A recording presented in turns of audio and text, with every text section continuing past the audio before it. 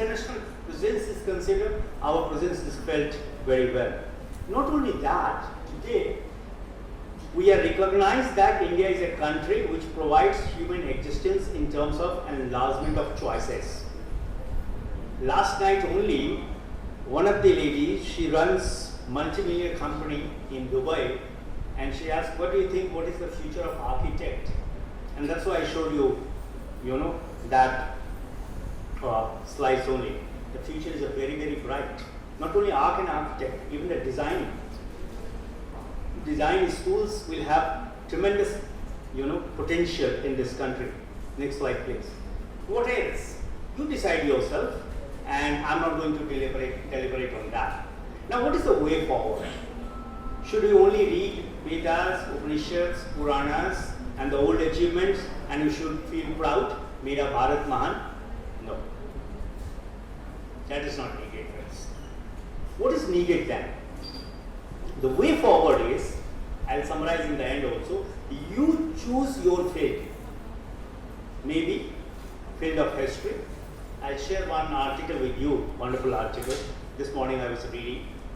You choose your field, any field, for example, culture, and project yourself, see this is how we perceive culture in the world, and put your idea before the world, this is how the culture interpretation is there in India.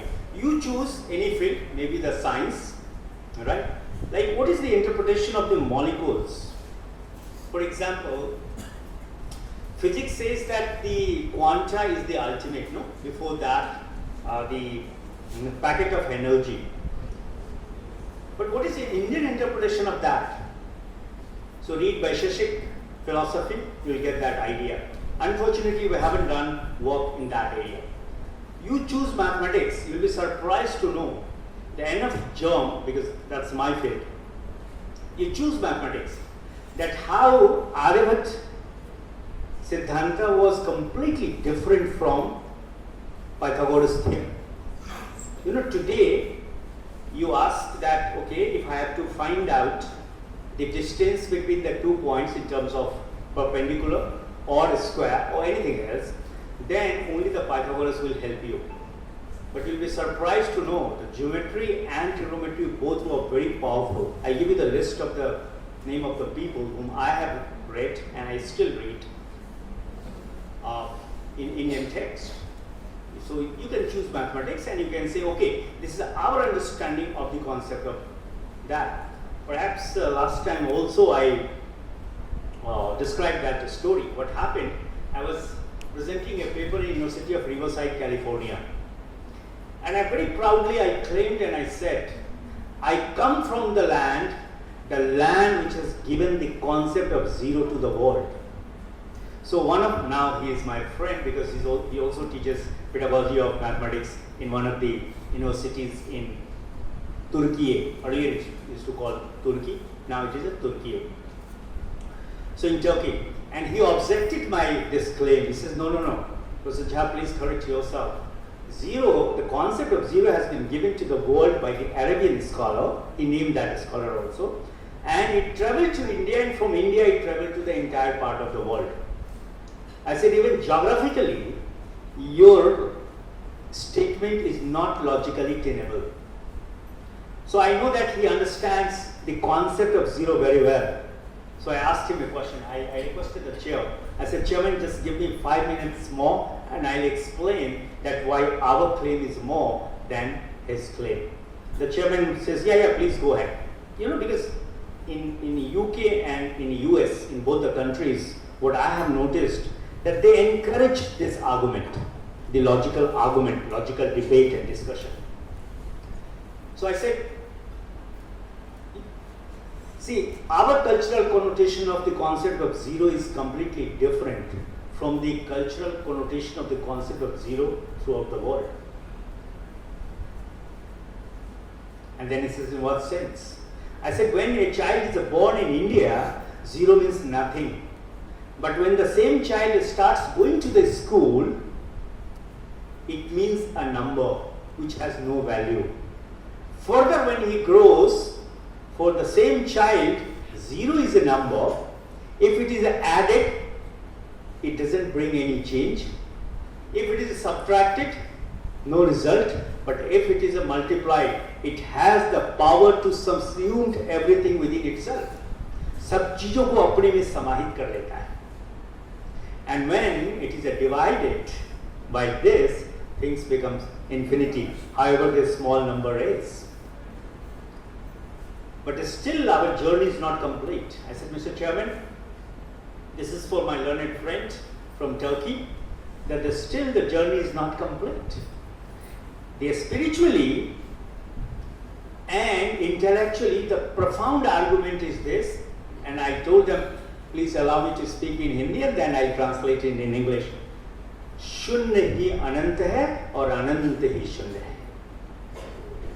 So the cultural connotation of the concept of zero that Indian civilization has given to the world is amazing. And I'll take 2 minutes to show you why there is no difference between zero and infinity. But see the powerful conceptual capacity of the human mind from the land of Patliputra and the kind of idea Aryabhat has given to the world. Still it's a mystery, nobody understands. आपको जान के ताज्जुब होगा, आज भी 10 raised to the power 13 तक human computer calculate कर पाता है. उसके बाद उसके पास नाम नहीं है मॉडर्न नंबर सिस्टम में. And we have 10 raised to the power 53 और एक का नाम है. मुझे याद है that time my dad was posted in Nepal border, India Nepal border. और जब हम finally dad decided now you go to Delhi and study, तो दिल्ली यूनिवर्सिटी में जब हम बैचलर ऑफ एजुकेशन कर रहे थे तो मैथमेटिक्स के क्लास में हमने पूछा कि अच्छा नंबर का नाम बताओ. तो मिलियन और बिलियन और ट्रिलियन के बाद वो खत्म हो जाते हैं जो दिल्ली के कॉन्वेंट स्कूल में, पब्लिक स्कूल में बच्चे पढ़े होते हैं. हमने उनको बताया कि नहीं, हमारा वहाँ खत्म नहीं होता है. इकाई, दहाई, सैकड़ा, हजार, लाख, करोड़, अरब यही नहीं खत्म होता है. अरब, खरब, नील, महापद्म तक हम जाते हैं. And they all used to say, all my friends, now we 3 classmates are professors from Delhi University. One is teaching in Delhi University itself, one in one of the colleges of Delhi, and I am in IGNOU now. Earlier I started my career from one of the colleges of Haryana. And they said कि ये कहाँ लिखा हुआ है? इनका लिखा नहीं है, ये भारत की संस्कृति का हिस्सा है. And that's why it is needed कि आप अपनी संस्कृति को आपको पहचानना होगा. हमने आज सुबह ही मैं और डॉक्टर खुशविंदर ने एक प्लान किया, देखिए क्या होता है. But we will do that. जब हम डायलॉग की बात करते हैं कि डायलॉग मेथड ऑफ टीचिंग, तो हम उपनिषद को केवल कोट करते हैं. क्या भारत के में खासकर सिखिज्म में गुरुओं ने जो कोनोटेशन दिया है उस पर कोई काम हमने किया? पिछले कॉन्फ्रेंस में बड़ा पावरफुल लेक्चर दिया था डॉक्टर खुशविंदर ने कि जब गुरु नानक मक्के मदीने की तरफ, काबे की तरफ सो रहे होते हैं और कहते हैं नहीं इधर मत सो, इधर ईश्वर है. तो कहता है कि अच्छा जहां ईश्वर नहीं है उस ओर मेरा पैर कर दो. सो क्वेश्चन का आंसर काउंटर नेगेटिव क्वेश्चन से. Very powerful pedagogic techniques. I remember जब धर्मशाला में मैं यहाँ था तो one of the scholars, education के हैं इंडिया के, बहुत बड़ा नाम है उनका, उन्होंने कहा कि अरविंद जी हम लोग को एक काम करना चाहिए. बुद्धा की अपनी पेडागॉजी क्या थी? एक राजकुमार अपने ऐशो आराम को छोड़ के बोध गया पहुंचता है. जो कुछ उसको ज्ञान मिलता है बोध गया की धरती पे, और उसके बाद उसके कितने फॉलोअर हैं आप समझ सकते हैं. चीन, Japan, Malaysia, Thailand, Burma, Tibet, नाम लेते रहिए. और कल ही आपने प्राइम मिनिस्टर का बड़ा ही पावरफुल स्टेटमेंट सुना होगा. अभी इंटरनेशनल कॉन्फ्रेंस बुद्धिज्म की चल रही है दिल्ली में, शुभम. और सच में सभी धर्म की अपनी खासियत है, लेकिन बुद्ध ने जो कहा कि मनुष्य के सभी दुखों का निवारण उसके बैलेंस में है, मध्यम मार्ग में है. एनीथिंग एक्सट्रीम, बहुत खुश होना वो भी पागलपन का निशान है. और बहुत दुख होंगे तो भी आप डिप्रेस्ड हो जाएंगे। इन बिटवीन जब मध्यम मार्ग को अपनाएंगे तो बेहतर ही है। और ये वही धरती है, उसी बुद्ध को सिद्धार्थ चुनौती देता है। You must be knowing the story. Siddharth बचपन का नाम है महात्मा बुद्ध का, गौतम बुद्ध का, और जब ज्ञान प्राप्त होता है तो उनका नाम महात्मा बुद्ध हो जाता है। तो वही गौतम बुद्ध को सिद्धार्थ चुनौती देता है। इसके लिए एक और किताब आपको कभी मौका मिले तो पढ़िएगा। एक नोबेल लॉरिएट है हरमन हैस, जिसने लिखा है सिद्धार्थ द गौतम, और चुनौती देता है, कहता है हे बुद्ध, जब तुम कहते हो बुद्धम शरणम गच्छामि तो तुम अपने ही तर्कों को काट रहे हो, क्योंकि तुमने ही कहा है कि किसी चीज को तब तक न स्वीकारो अपने जीवन में जब तक वो तुम्हारे तर्कों से सत्य ना। So your truth is your truth, my truth is my truth, and my truth is more important for me than anybody else's truth. तो आप कोई भी विषय चुन सकते हैं, आर्ट एंड आर्किटेक्चर का चुन सकते हैं। आपको ताज्जुब होगा, अभी उसकी बातें नहीं हो रही हैं और होंगी। अभी अमेरिका के एक प्रोफेसर ने एक किताब पब्लिश किया है ताजमहल के ऊपर, और पूरे हिस्टोरिकल साक्ष्य के आधार पर वो कहता है कि नहीं, ये अरेबियन स्ट्रक्चर तो है ही नहीं। You can choose the area like me and others. आप कहिए कि जब चार्ज लगाता है वेस्टर्न वर्ल्ड कि इंडिया में फिलॉसफी नहीं है, ये रिलीजन है, no, you say that our epistemology, ontology, metaphysics and exology, they are much more powerful than yours one. मैं अभी एक की बात करूंगा कि एरिस्टोटेलियन सिलोजिज्म, न्याय के पंचपादी सिद्धांत, कल दिल्ली के यूनिवर्सिटी में मुझे बोलना है 11 से 12 एक घंटे के लिए, कहीं नहीं ठहरता उसके सामने। And I have taken this stand because I have devoted 5 years of my life to understand Indian theory of knowledge. One of my friends in University of Vienna, he teaches Nyaya epistemology along with mathematics, but I don't know any Indian, including myself, who teach students combining both the subjects. आज तक नहीं। और जबकि ये गौतम अक्षपाद ने, महर्षि गौतम ने, एक दक्षिण भारतीय ऋषि चल के आता है मिथिला की धरती पे और one of the 6 schools of thought को जन्म देता है, तब से लेके आज तक भारत का कोई स्कॉलर इस पे काम नहीं किया। और करीब करीब सभी संस्कृत विश्वविद्यालय में न्याय दर्शन का विभाग है। Why is it so? क्यों न्याय के लॉजिक पे ऑस्ट्रिया काम कर रहा है, जापान काम कर रहा है, जर्मनी काम कर रहा है, यूएस काम कर रहा है, भारत नहीं काम नहीं हो रहा। You can choose even language and literature. Vygotsky की जितनी लिंग्विस्टिक पावर है आपको बौना नजर आएगा जब आप भर्तृहरि को पढ़ेंगे और पाणिनि को पढ़ेंगे, जो कहता है मनुष्य का संसार कुछ और नहीं, आपका शब्द ही आपका संसार है, क्योंकि आप अपने शब्दों में जीते हैं। मैंने जो कुछ पढ़ा या समझा अब तक, अगर मेरे पास शब्द ना हो आप तक पहुंचाने के लिए तो मैं कुछ भी नहीं हूं, साइफर मिल। आप अगर सोशल साइंस का है, आप पॉलिटी चुन लीजिए, आप गवर्नेंस को चुन लीजिए। आप एक स्कॉलर को भारत को जानते होंगे, मैं बहुत इज्जत करता हूँ, दिल्ली यूनिवर्सिटी में ही पढ़ाते थे, लेकिन दिल्ली यूनिवर्सिटी में कभी वो परमानेंट प्रोफेसर नहीं हो पाया। हरगोविंद सिंह खुराना का नाम नहीं ले रहा हूं मैं नाम ले रहा हूं अमर्त्य सेन का। कभी नहीं हो, परमानेंट नहीं हो पाया। दिल्ली स्कूल ऑफ इकोनॉमिक्स में पढ़ाया जरूर, इंटरप्रोडी पढ़ाया। And you will be surprised to know कि इतने दिन इकोनॉमिक्स पढ़ाने के बाद पिछले करीब करीब 20 इयर्स से वो क्या पढ़ा रहे हैं, 15 इयर्स से, जब से नोबेल प्राइज मिल गया उसके बाद इकोनॉमिक्स नहीं पढ़ाते वो पढ़ा रहे हैं पॉलिटिकल फिलॉसफी।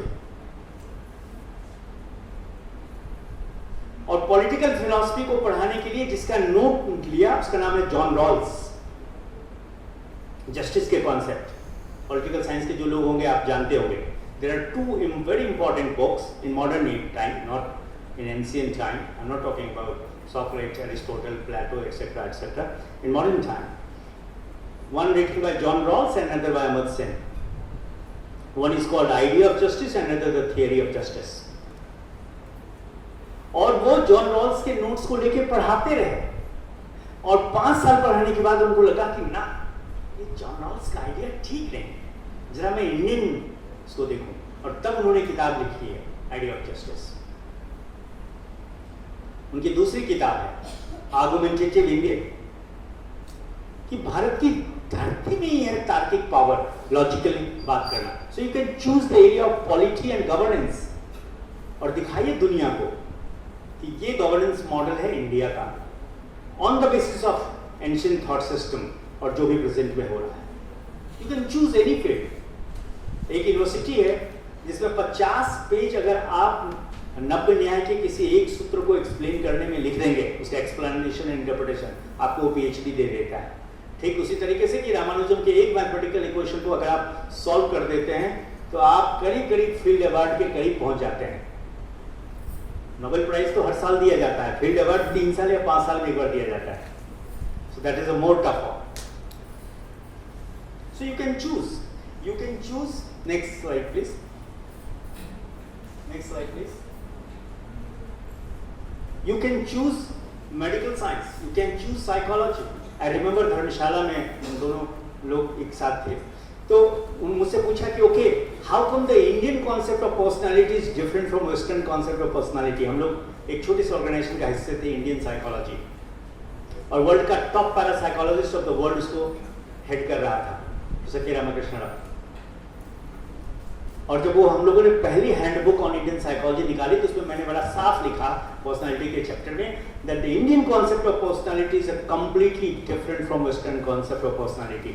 तो संजोग से जो एक एक्सपर्ट थी वो साइकोलॉजी की थी, और उसने पलटा और उसने कहा कि doctor Jha, personality is a personality, why are you saying that the Indian concept of personality is different from western concept of personality?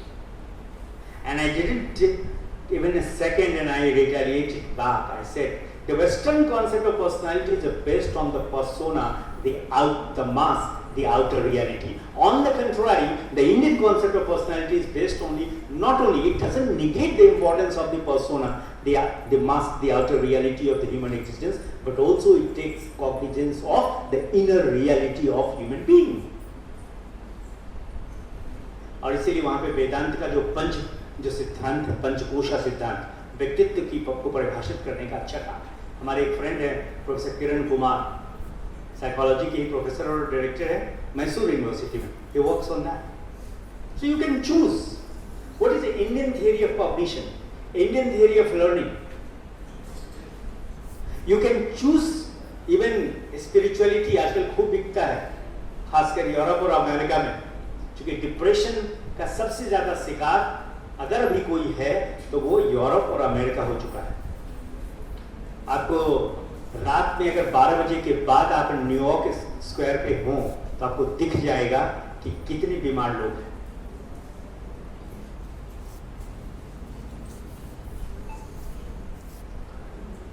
You can choose management. I remember management development institute है गुड़गांव में, तो उसके head थे रजनी गुप्त जी। तो उन्होंने मुझे एक बार कहा था कि Indian theory of knowledge decision making में कैसे काम करेगा, उस पर एक लेक्चर दीजिए। So you can choose any discipline.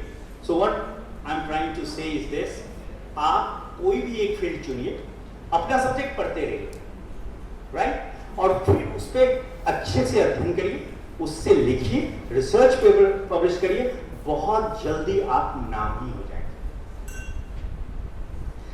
हमें अगर समझना है थियरी ऑफ नॉलेज तो हम अरिस्टोटल को कोट करेंगे, सॉक्रेट को कोट करेंगे, प्लेटो को कोट करेंगे।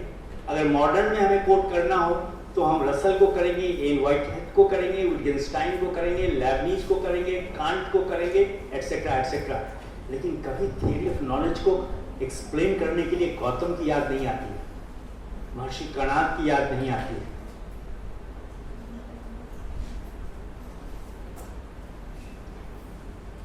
क्यों? इसका पीछे कारण क्या है? मैं भी कई बार सोचता हूं, क्योंकि हिस्टोरिकली हमें बता दिया गया कि हमारे पास कुछ नहीं था, हम कुछ भी नहीं थे। जिस मॉडर्न एजुकेशन के हम और आप परिणाम हैं उसका वो मैकॉले की अंडरस्टैंडिंग आज भी है, जो क्या कहता है कि पूरे भारत का ज्ञान लाइब्रेरी के एक अलमीरा के एक सेल्फ के बराबर है, क्योंकि वो एक मामूली सा ईस्ट इंडिया कंपनी में क्लर्क था। वो दूसरी बात है, बाद में उसको इंग्लैंड के पार्लियामेंट ने लॉर्ड की उपाधि दे दी।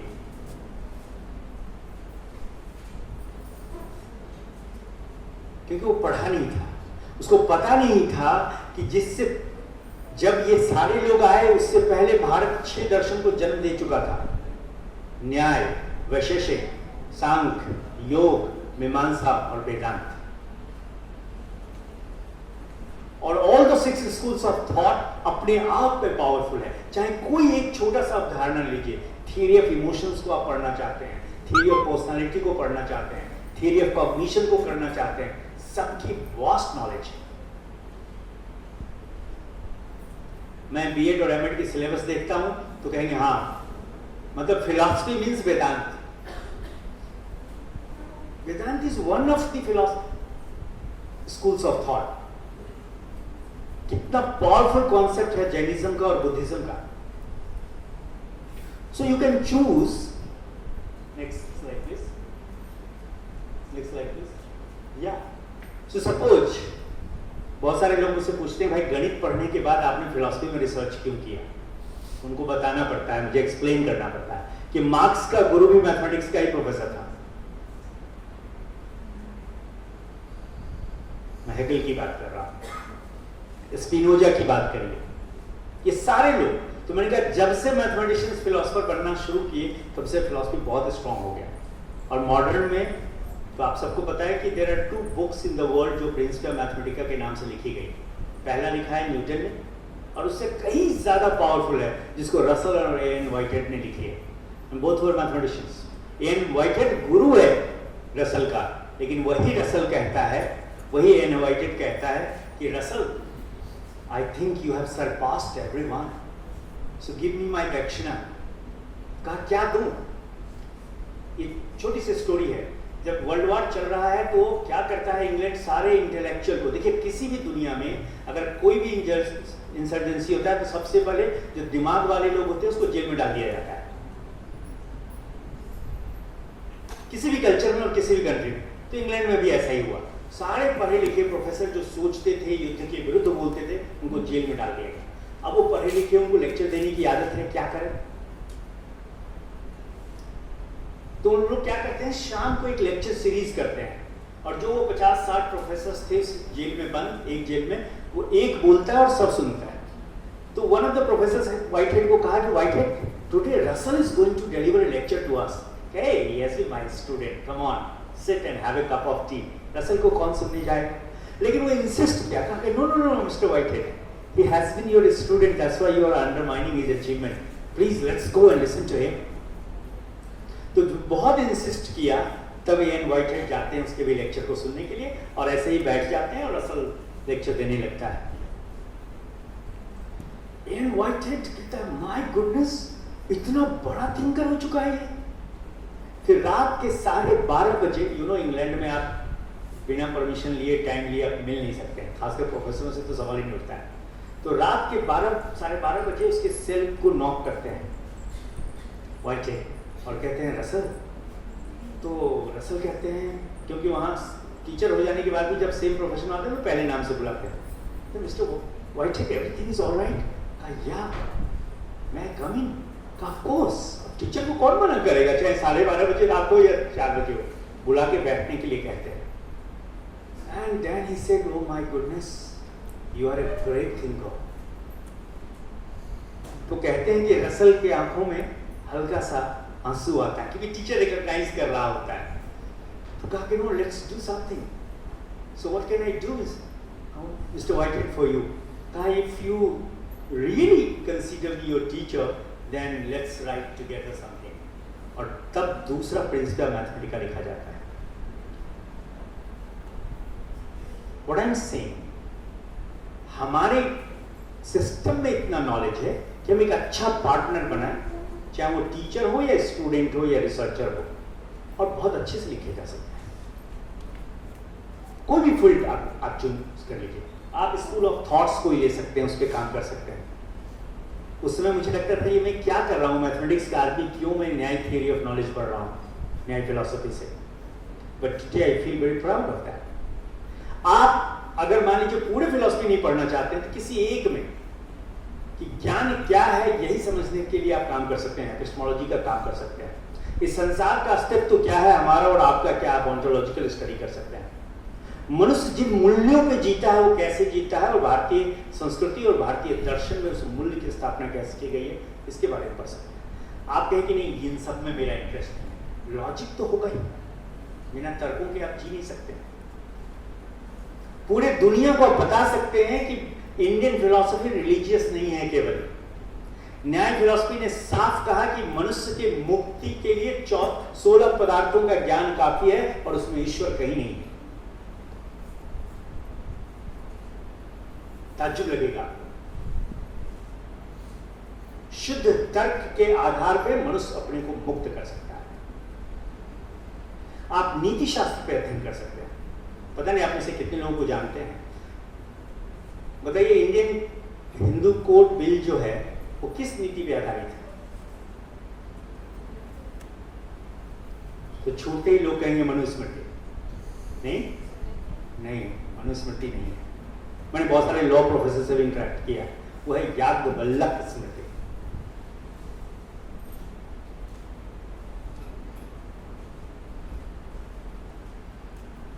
और ऐसे पता नहीं कितनी स्मृति हैं नीति शास्त्र के रूप में हमारे पास हैं जिस पे स्टडी किया जा सकता है। आपको ताज्जुब होगा जाने, हम सब ने अभी इन्वोक किया लाइट को, क्यों करते हैं ये? मैंने अपनी आंखों से देखा एपीजे अब्दुल कलाम ने इंडियन साइंस कांग्रेस के उद्घाटन में जब दीप प्रज्वलन के लिए नहीं रखा गया, लोगों ने सोचा ये मुस्लिम है, ये ऐसा करना नहीं पसंद करेंगे, तो नीचे बैठ गए वहीं पे और कहे नहीं उसकी व्यवस्था करिए और तब हम इंडियन साइंस कांग्रेस का उद्घाटन करेंगे और तब इंडियन साइंस कांग्रेस चलेगा। ये हमारी संस्कृति का हिस्सा है। मेरा धर्म क्या है उससे क्या फर्क पड़ता है? You can study on that concept only. शायद लास्ट टाइम पटियाला में मैंने बोला होगा, हमारे एक टीचर थे जिन्होंने मुझे मैथमेटिक्स पढ़ाया, उनकी पीएचडी 0 पे थी। Only what is 0 mathematically. So you can choose. अब मैं थोड़ी सी बात करूंगा प्रैग्मेटिकली, 5 मिनट प्रगट सिंह जी और ले लें, ठीक है? कि जो मैंने स्टडी किया है, क्योंकि मैं एजुकेशन का स्टूडेंट हूं, I hope everybody understands Hindi है,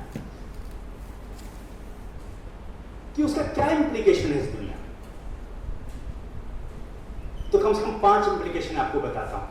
हम लोग जितने भी टीचिंग मॉडल्स पढ़ते हैं बीएड के सिलेबस में, ये कॉलेज ऑफ एजुकेशन है इसलिए मैं बात कर रहा हूं, वो सारे वेस्टर्न मॉडल हैं। आप कह सकते हैं कि हमारे संस्कृति में और हमारी सांस्कृतिक धरोहर पे जो ज्ञान है उसमें इंडक्शन और डिडक्शन को अपोजिट नहीं देखा गया है, जैसा कि सारी किताबों में लिखा गया है। Inductive method of teaching is opposite to deductive method of teaching. Am I right?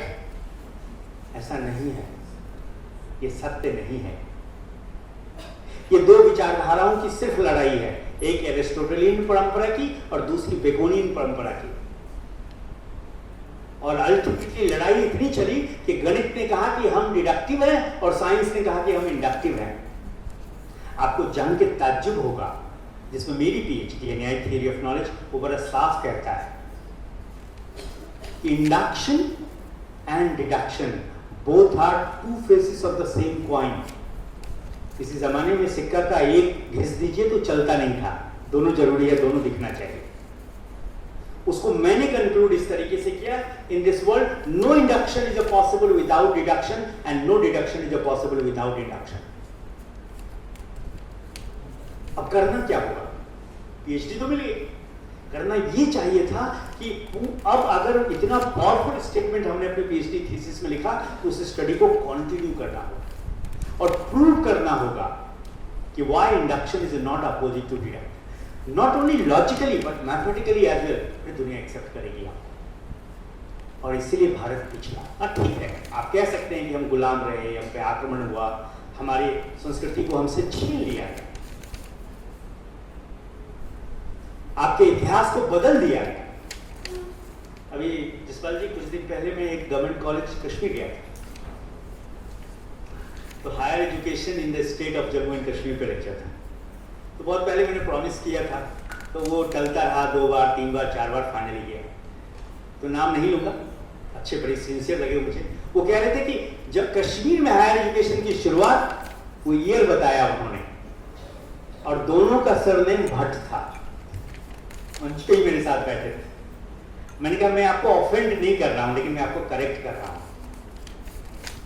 कि अंग्रेजों के बाद हायर एजुकेशन कश्मीर में नहीं शुरू हुआ।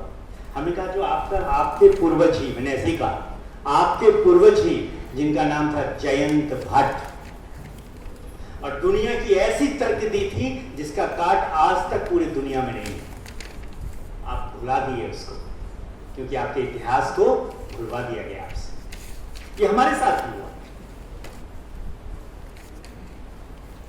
अभी बहुत अच्छा एक आर्टिकल हिस्ट्री में पढ़ी हमने, मैं इसी के लिए सोच रहा था कि क्या बोलूं और कैसे बोलूं इसी पे, क्योंकि थोड़ा बहुत तो पढ़ना ही पड़ता है बोलने के लिए। तो उसने पूरा नैरेटिव ये है कि किस तरीके से आपको कहा जाएगा कि नहीं, आप ये हैं नहीं, आप कुछ नहीं थे। One of the education ministers Mithila के एक यूनिवर्सिटी में बोल रहा था, तो उन्होंने कहा कि जब पूरी दुनिया तरक्की कर रहे थे तो भारत के लोग मुर्गे लड़ा रहे थे। अब हम कैसे बर्दाश्त करेंगे, क्योंकि हिस्टोरिकल अंडरस्टैंडिंग है। हमने कहा कि आप लड़ा रहे थे, आपको नहीं पता कि हम क्या कर रहे थे। इसलिए हमने आपको वो सारे आर्किटेक्चर देखा। अगर इंजीनियरिंग की अंडरस्टैंडिंग नहीं थी, मटेरियल की अंडरस्टैंडिंग नहीं थी, हमें हाइट एंड डिस्टेंस और ट्रिग्नोमेट्री की अंडरस्टैंडिंग नहीं थी, उतना बड़ा आर्किटेक्चर हमने खड़ा कैसे किया। कभी मौका मिले तो नालंदा के खंडर को देखने जरूर जाइए।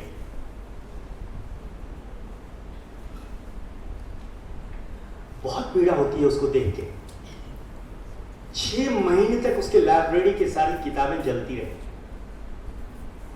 जब अलाउद्दीन खिलजी उस पर अटैक करता है और जला देता है। इसलिए जब आपको कमजोर करना है तो सबसे पहले आपके ज्ञान और आपके सांस्कृतिक धरोहर पे चोट की जाती है। और इसीलिए मैकॉले ऐसा मूर्ख हमें कहता है कि तुम्हारा ज्ञान तो यूरोप के इसमें है। अभी मैं कोट करूंगा उसी इंग्लैंड के हिस्टोरियन को, जो कहता है